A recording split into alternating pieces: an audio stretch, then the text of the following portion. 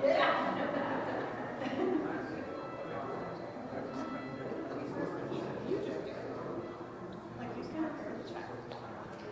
this, and then when Tom does it, set it there, or not. These are advised that when Alva and I are not at the end, she stands back here, says Michelle.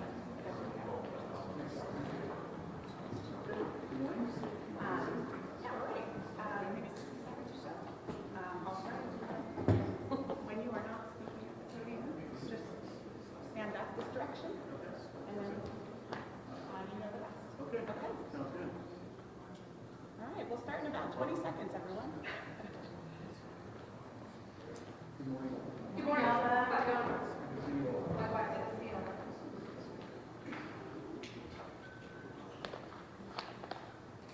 Okay, everybody ready? All right, hey, Tommy. All right, you want to come in? Let's get started. Thank you guys for being here. Everyone got a good audio mic check? Anyone need a test? Good, thumbs up? All right. Thanks again for coming. As you all know, this is a history-making day here at California Lottery. We are breaking news and setting records today with this announcement. It's very exciting. I'm going to turn the announcement over to our director, Alva Johnson. He will reveal the winner's name along with the big check on the podium to my left, and then I'll come back and say a few words, including a statement that I'll read on the winner's behalf. So without further ado, I'll turn it right over to Director Johnson. Okay. Thank you, Carolyn. Appreciate that very much. Great to see everybody here today. We are really excited to be able to make a few announcements, and we're very pleased to see you all today. We're going to get right to it. The long-awaited mystery is now over. The name of the person who is the only player to match all 6 numbers of the historic Powerball drawing last November is Edwin Castro.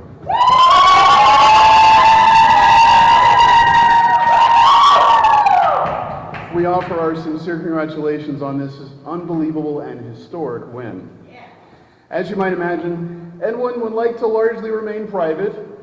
He understands his name is part of the public record and now part of history, but he respectfully declined our invitation to appear publicly with us today, understandably so. But we have one more thing to celebrate today. Because of this historic jackpot, the California Lottery raised a record-breaking amount of money for California public education in just one jackpot sequence. Now that's what we call a jackpot sequence, is what we call when a jackpot amount keeps growing and growing and the jackpot amount keeps rolling and rolling, as we say in the lottery industry.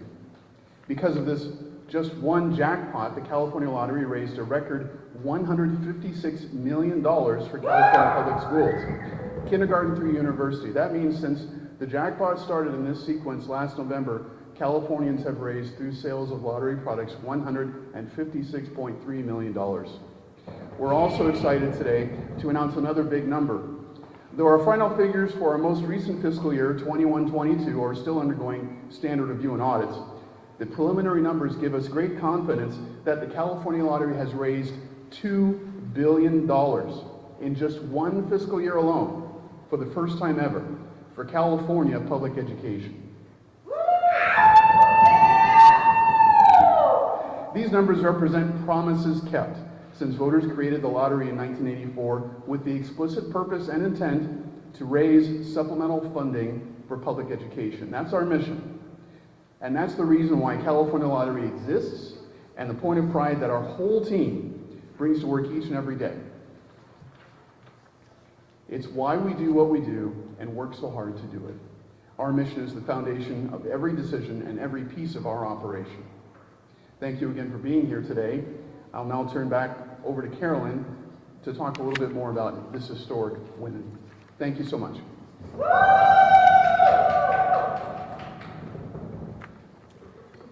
All right, this is an exciting day, as I said, and I will try not to knock this check over to my left. As the director shared with you, our winner declined the opportunity to be with us today, and as he said, that's understandable. Most of our winners do ask to remain private, but they know their names are part of public record in California, and in that spirit, knowing the interest on this particular announcement today, Edwin Castro asked that we read this statement on his behalf, so I will do that for you now. As much as I am shocked and ecstatic to have won the Powerball drawing, the real winner is the California public school system. The mission of the California Lottery, which is to provide supplemental funding for California public education, both public schools and colleges, makes this a huge win for the state. As someone who received the rewards of being educated in the California public education system, it's gratifying to hear that as a result of my win, the California school system greatly benefits as well. We'll provide written copies of that statement to you as well, but clearly Edwin Castro shares in our love for California schools on this Valentine's Day. Couldn't be more fitting. So I think most of you know a little bit by now about lottery regulations and how that works, but I just want to cover some of the basics. As the director and I both mentioned, Edwin Castro's name is now part of public record, as with all of our winners. But in an effort to balance transparency with privacy, that's the only information that's subject to public record. We don't reveal place of residence for our winners, not ages, ethnicity, or any other identifying information, and that's a great deal of respect we have for our winners' privacy. But we also like to humanize the lottery. We like to reveal the names of our winners, particularly those who win top prizes like Mr. Castro. One more aspect of this win that's public.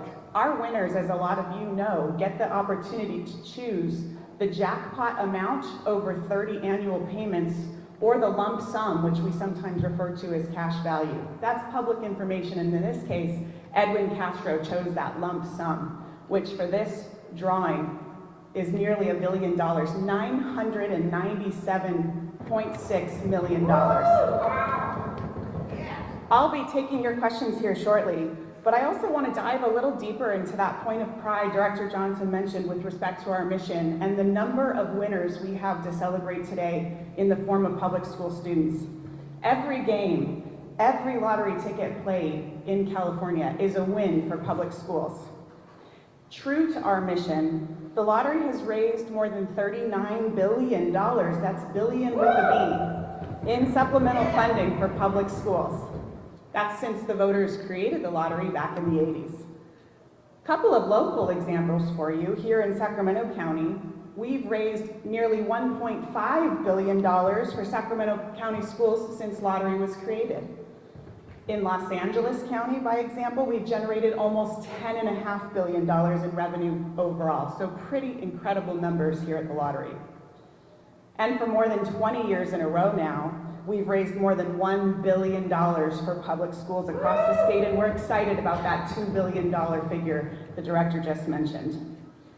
This money has never been intended to replace traditional funding streams for schools. It's a modest amount of money compared to an entire school budget, but we hear from teachers and educators all the time how helpful that it is to provide enhanced learning environments, little bells and whistles on programs that students might not otherwise have access to. As I said, I'll take your questions. That wraps up today's announcements and some of the details and the pride that we take in our work. But I'll open up the room for questions about Mr. Castro, about our mission, anything you guys want to ask. Okay, do you know, Todd, you gave the totals for education, how much from it. Do you know how much from like this drawing? Yeah, so as the director described, this drawing was about, was 40-some consecutive rolls. The Powerball jackpot always starts at 20 million. This one rolled up to 2 billion, as we now know. From that sequence alone, just from Powerball sales, we raised a record amount for schools, and that's $156.3 million. Keep in mind, that doesn't count sales for Scratchers, Super Lotto Plus, or any of our other games. That's just that one game in that 3-month period. And clearly, Edwin Castro shares that gratitude for the figure just as much as we do. Go ahead. I have a wife in teaching, and we talk about the lottery. Is that funding, when it goes to the schools, is it an immediary type of thing, or does it happen like over a period of time? Like, how does that work? Yeah, we transfer the funds we have raised for public schools to the state controller's office every quarter. They distribute it based on average daily attendance formulas. same way other monies for schools are distributed. But the good part about our money that we hear a lot from teachers is that it's largely flexible. There are very few restrictions on what they can do with our money. So it's used in a lot of different ways. And like I said, we hear from them all the time how helpful that it can be. You mentioned the lump sum was a certain amount of money. How much would the individual year to year have been if you take that off? I don't have those numbers in front of me. I can look them up, see if they're public record. It's obviously relatively moot. Most of our large winners do take the lump sum for a whole host of reasons, and certainly that's their prerogative. But that's one of the things that we do make public along with their name. And of course, where the ticket was sold. You guys probably all remember Joe from Joe's Service Center back in November. What a terrific retailer partner he is for us. It was luck of the draw that he and his team sold the winning ticket. They got their bonus check for $1 million, so that's money in the bank for them too. Yeah. One last Yeah, of course. This comes from the PLBR newsroom. Okay. Why does the lottery have to identify the winners? So in California, a winner's name is subject to public record. It's typically our practice to announce large winners. Obviously, this is probably the most amount of attention we've ever had on one winner, so of course, we're taking the steps to proactively share that with you and with the public. But it is part of our California law here. It's part of the Public Records Act, which you guys are probably all familiar with. But again, it's just the name. You do not have to be a California resident to play the lottery. So a hometown, a place of residence, or any other identifying information, none of that is public. Anything else? Thank you again for being here today, you guys. Really appreciate it. We have some nice visuals over here. If anybody wants a sidebar interview, happy to accommodate that as well. Thanks again. Great. Great job. Thank you. That was Thanks so fun. much. Appreciate it. Thanks, ladies. Thank you. Can we get a picture I was gonna say,